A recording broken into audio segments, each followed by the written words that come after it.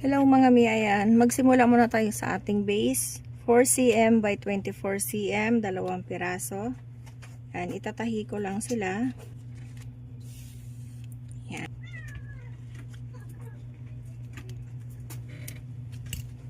Tabi muna natin.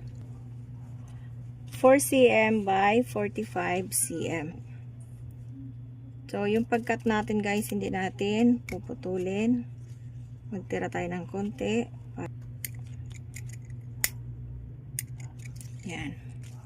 Then, meron tayong 42 cm by 2.5 cm. Ganon din, i-cut natin. Yan.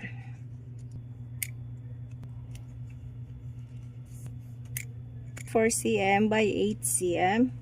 Kailangan natin, i-lighter yung dulo. I-fold lang natin ng ganyan. And then, la-lighter natin. Yung lighter natin guys, dito lang sa dulo ha. Sa gitna. Ayan. Pantay lang natin. Tapos lighter. So, ganyan ang kakalabasan. Bali, 6 na piraso. Sa pag-fold, ganito lang kadali. Kuha tayo ng isa. Sok-sok natin. Ito. Sok-sok natin ng ganyan. Yan. Pag nakita na natin silang dalawa magkasama doon sa loob, i-lighter. Yan. Next. Yan. I-fold pa rin natin. And then, isok-sok natin ulit yung isa. O, ayan. Nakita nyo. I-lighter natin ulit. Sa 6 na piraso, paulit-ulit na gawin na ganito.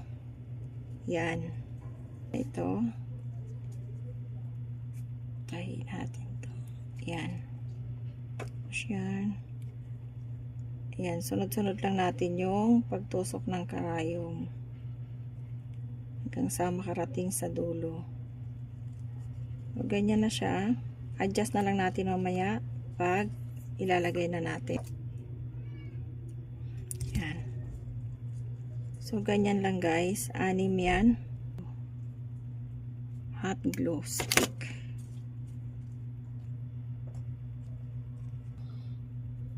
Yan.